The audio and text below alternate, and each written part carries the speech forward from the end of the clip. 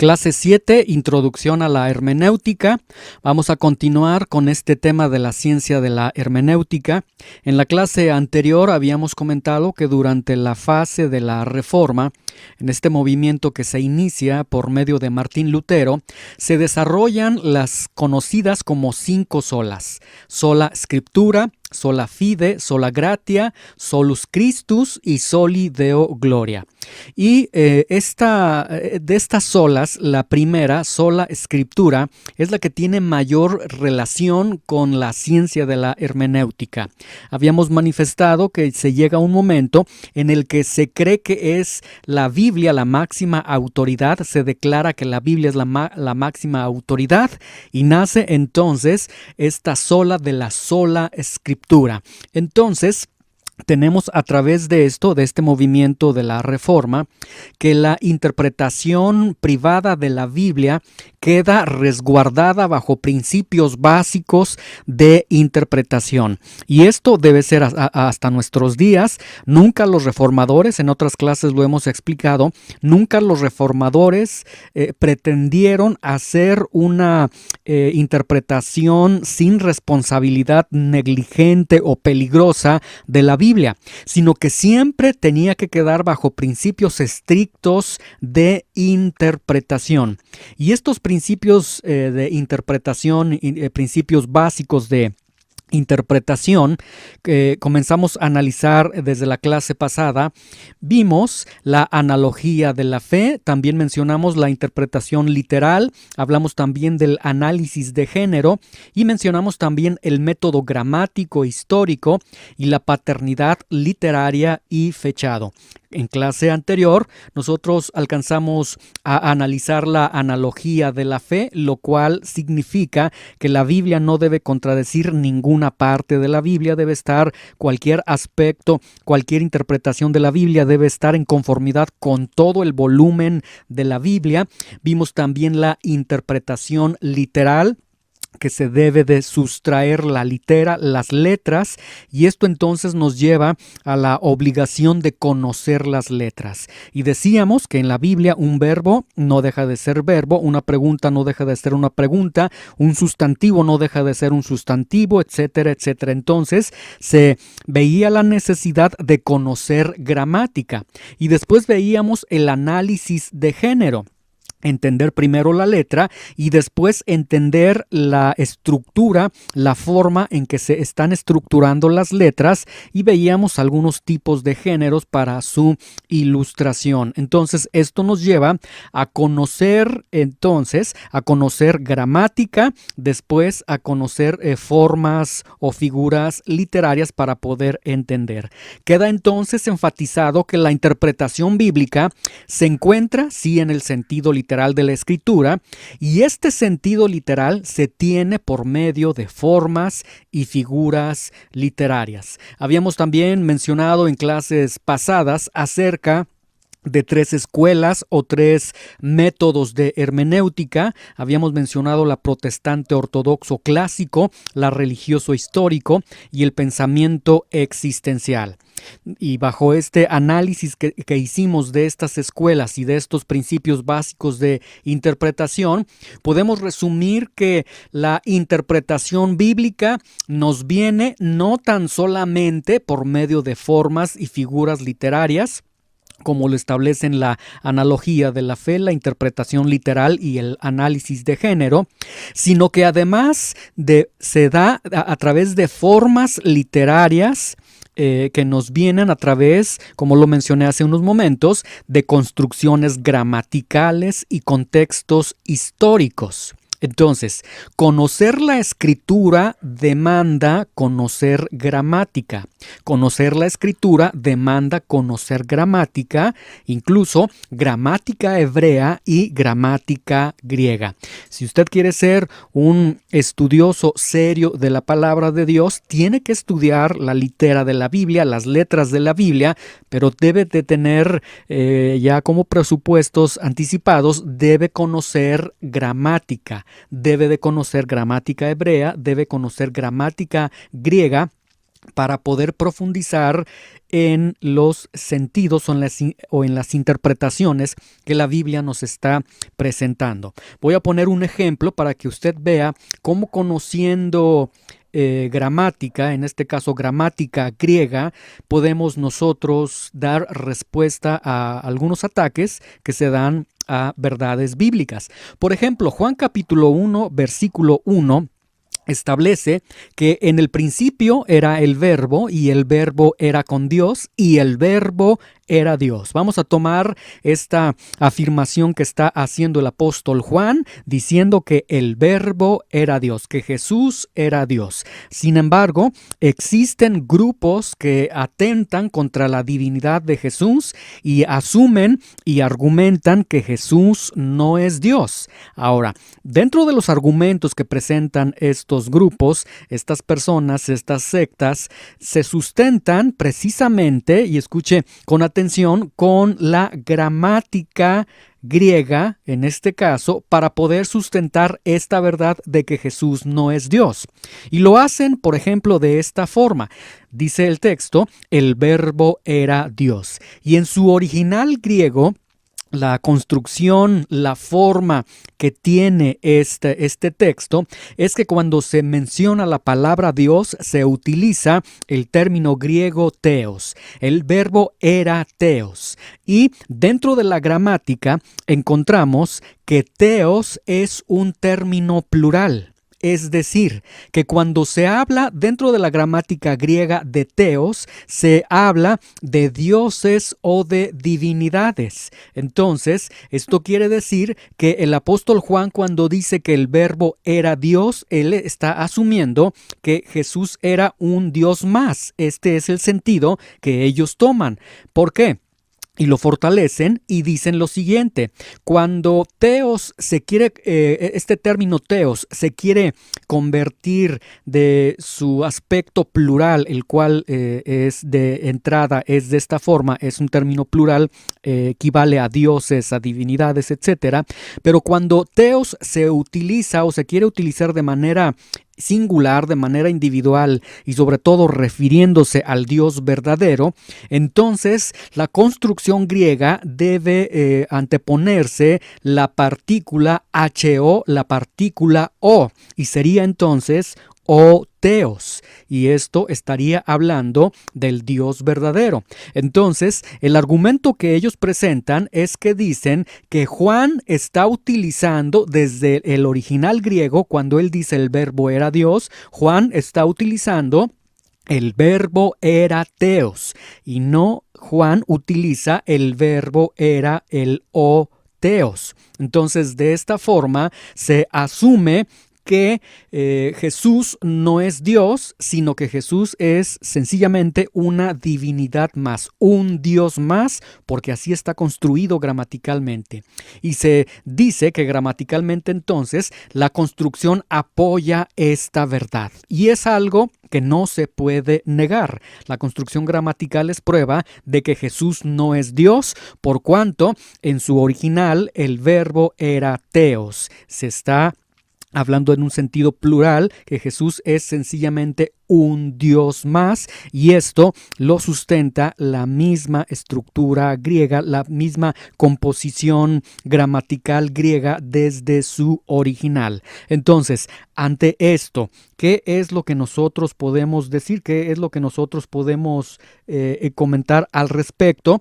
Y la respuesta sería que si la gramática fuese hasta ese punto, es decir, que si el alcance gramatical griego fuese hasta ese punto, yo estaría entonces obligado a decir sí, ciertamente Jesús no es Dios, Jesús es un Dios más, porque el apóstol Juan lo está mencionando desde su original griego y él se refirió a Dios con el término theos solamente y no con la partícula o theos. Entonces sí está hablando de una pluralidad de dioses y tendríamos que reconocerlo y tendríamos que decir, bueno, entonces sí está, sí es certera esta declaración que están haciendo y sí tenemos una evidencia para poder nosotros afirmar que Jesús efectivamente no es Dios. Sin embargo, conociendo entonces la gramática y todos los alcances que tiene la gramática griega en este caso, nosotros vemos que teos ciertamente se utiliza y tiene un aspecto plural, es decir, se refiere a dioses o a divinidades. Eso no se puede negar, esa es una verdad gramatical que existe, pero tampoco podemos negar, y de hecho sucede en la gramática griega, que teos se puede utilizar, se puede direccionar como teos en su original, se refiere a dioses, a divinidades. Entonces, dentro de esos dioses, de esas divinidades, bien se puede referir al Dios verdadero. Y cuando se refiere al Dios verdadero y cuando se particulariza hacia el Dios verdadero, se puede hacer incluso sin el uso de la partícula o, de la partícula HO. Y cuando esto sucede, cuando nosotros utilizamos teos refiriéndonos al único Dios verdadero, individualizándolo al único Dios verdadero, gramaticalmente, entonces teos en ese momento se convierte en un adjetivo calificativo. Esto es lo que estas personas que argumentan contra la divinidad del Señor están omitiendo dentro de la misma gramática en la cual ellos están apoyando. Están dando nada más una parte de la gramática, pero no están dando el total del uso gramatical. Entonces lo que tenemos cuando Juan está diciendo el verbo era Dios, tenemos que Juan entonces está haciendo un calificativo del verbo. Y vea que dice el verbo era Dios, no dice Dios era el verbo, sino el verbo era Dios. En otras palabras, la construcción gramatical que está presentando Juan es que Juan quiere decir que Jesús es de la misma calidad de Dios, que Jesús tiene los mismos atributos de Dios, que Jesús tiene la misma esencia de Dios, que Jesús tiene el mismo carácter de Dios. En otras palabras, es innegable que lo que está presentando Juan en este pasaje, Juan 1:1, es que Juan nos está diciendo Jesús es Dios, sencillamente. Y esta respuesta nosotros la desvanecemos, no. Vea que ni siquiera utilizamos textos bíblicos, sino solamente la argumentación gramatical bajo la cual se están ostentando, y con una aplicación adecuada de la gramática hemos dado respuesta a este ataque, y este ataque queda totalmente desvanecido. Entonces tenemos estos principios básicos de interpretación. En clase anterior vimos la analogía de la fe, la interpretación literal, el análisis de género, el método gramático histórico, y el día de hoy vamos a ver la paternidad literaria y fechado. Paternidad literaria y fechado. ¿En qué consiste esto? Esto consiste en lo siguiente: todo lo que se escribió, todo texto bíblico que se escribió, todo libro, toda carta que se haya escrito, se escribió bajo un contexto literario. Se escribió en algún lugar, en algún tiempo, bajo un idioma, bajo una forma, etcétera, etcétera. Pero dentro de la lingüística, dentro del mundo literario, tenemos un aspecto que se llama la evolución semántica. Esto significa que hay términos que se acuñaron hace cientos de años y que después, bajo este fenómeno de evolución semántica, pierden el significado y van adquiriendo un nuevo significado. Y esto nosotros lo habíamos mencionado de otra forma cuando nosotros hablábamos del fenómeno de la supernaturalización, que la Biblia que fue escrita el día de ayer, el día de hoy, para ser entendida, debemos de supernaturalizar, es decir, debemos de reinterpretar la Biblia, debemos entonces de lo que la Biblia definía como pecado, hoy no lo presentemos como pecado, vamos a redefinirlo, vamos a tratar de que sea más acorde al tiempo que vivimos, a la altura intelectual que tenemos el día de hoy, y se comienza a hacer entonces una reinterpretación y tenemos toda una evolución semántica. Lo que significaba el día que se escriben ciertos libros, ciertas cartas, ya en nuestros días dejan de tener ese mismo significado y hoy le damos entonces un significado totalmente diverso. Esto se logra a través de la evolución semántica y a través de la supernaturalización que también desgraciadamente produce esta y genera esta crisis hermenéutica que tenemos en nuestros días. Entonces, si tenemos algo que se escribió en el primer siglo después de Cristo, obviamente se escribió en un lugar, en un tiempo, en una forma, y el día de hoy, 2021, esta evolución semántica puede afectar seriamente. Además, puede afectar seriamente la supernaturalización de la que ya hablamos y entonces tenemos el peligro que lo que se escribió en el primer siglo después de Cristo, siguiendo este ejemplo, pues se desvanezca a través de los años. Bien, a través de la paternidad literaria y fechado como un principio básico de interpretación, a través de este criterio podemos nosotros salvaguardar la interpretación y para salvaguardar la interpretación, para preservarla a través de años, años y años, entonces se hace necesario asignar paternidad literaria. Es decir, se tiene que se tiene que mencionar quién lo escribió, cuándo lo escribió, cómo lo escribió, etcétera, etcétera, y conocer quién escribió un texto, cuándo se escribió y tener toda esta referencia literaria, toda esta paternidad literaria, fechado, etcétera, nos brindará un panorama sumamente útil para una mayor comprensión de la Biblia.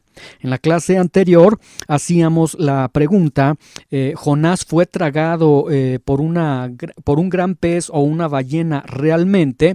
Y mencionábamos que aquellos opositores y aquellas personas eruditos en gramática, etcétera, ellos mencionaban y ellos dicen que de acuerdo al análisis de género, se podía señalar que por cuanto Jonás, el libro de Jonás es una epopeya, es decir, un poema de carácter narrativo y extensión considerable que presenta una acción o hazaña grande y pública, protagonizada en este caso por un personaje heroico y donde se aprecian ciertos detalles sobrenaturales. Entonces ellos concluían y decían: el libro de Jonás no es historia, es una epopeya. Y por lo tanto, la respuesta, teniendo en cuenta el aspecto gramatical, la respuesta sería no, Jonás no fue tragado literalmente, sino que sencillamente es un aspecto totalmente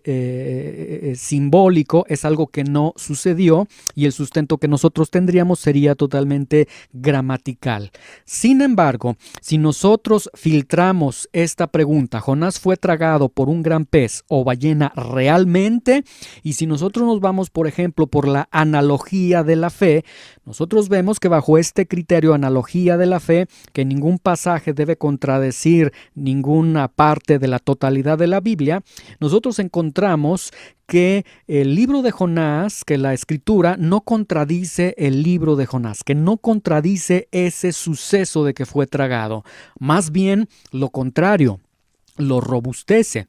Por ejemplo, Mateo 12:40 dice: porque como estuvo Jonás en el vientre del gran pez 3 días y 3 noches, así estará el Hijo del Hombre en el corazón de la tierra 3 días y 3 noches. Entonces, bajo la analogía de la fe, este evento de Jonás es apoyado, es robustecido, y entonces tenemos bajo este filtro, pues luz verde para poder entender que realmente Jonás sí fue tragado por una ballena y que está presentando historicidad el libro de Jonás. Y si lo filtramos por la interpretación literal, por el método gramático histórico, por la paternidad literaria y fechado, nosotros vamos a encontrar que el libro de Jonás presenta aspectos narrativos, lo cual importan historicidad. De hecho, se mencionan lugares, se mencionan personas que existieron en la vida real. Muy bien, entonces, para ir cerrando esta clase, dentro de este tema de la ciencia de la hermenéutica, hemos analizado los principios básicos de interpretación.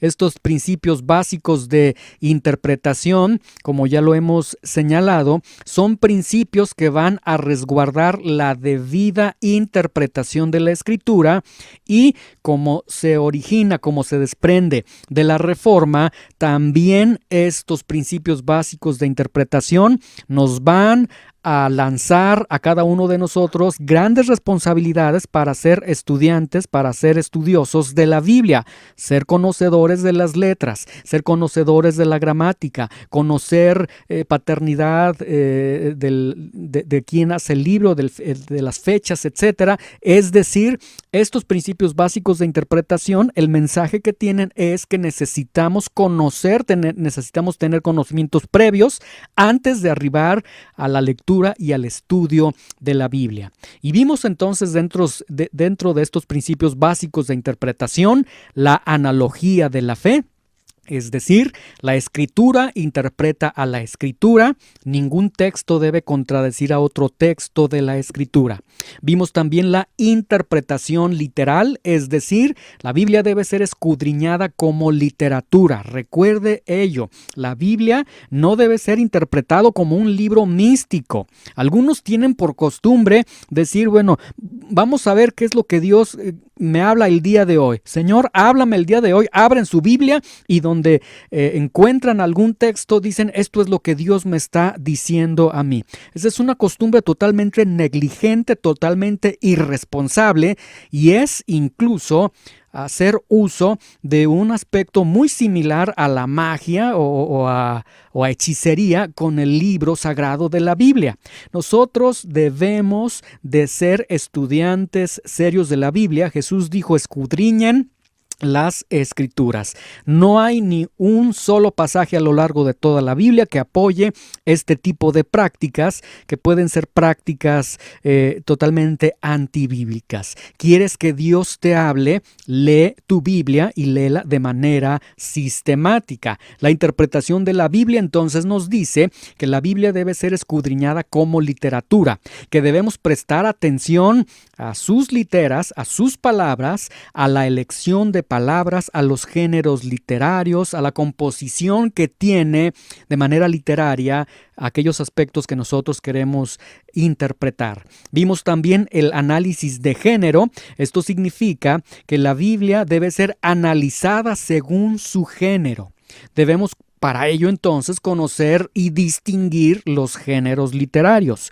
¿Cómo podemos nosotros saber si la Biblia me está presentando poesía? Necesito yo conocer ¿qué es la poesía? ¿Cómo sabré yo si la Biblia me está presentando historia? Entonces tengo que conocer aspectos narrativos, descriptivos, etcétera. Y es muy importante entonces conocer y tener nociones de los diferentes géneros literarios que existen. Vimos también el método gramático histórico.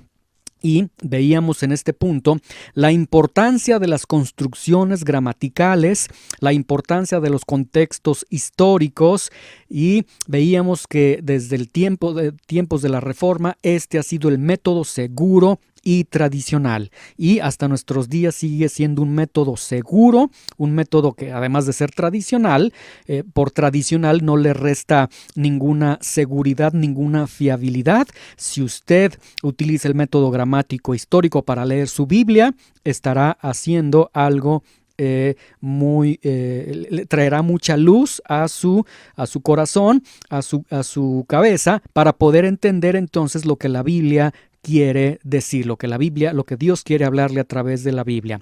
Y por último, veíamos la paternidad literaria y fechado. Esto es, entender quién escribió y cuándo lo escribió, y esto, como mencionamos en esta clase, para evitar la evolución semántica, para evitar la supernaturalización y para salvaguardar lo que se escribió hace cientos de años, incluso miles de años, y el día de hoy podemos leerlo con la misma intención con la que se escribió, porque estamos entendiendo entonces, estamos respetando la paternidad literaria y fechado sin importar cuántos años han transcurrido. Muy bien, espero que estas clases les hayan sido de utilidad y con la ayuda de Dios vamos a continuar. Estamos ya muy próximos, nos quedan 2 clases más, muy próximos a terminar con este curso. Que el Señor les bendiga.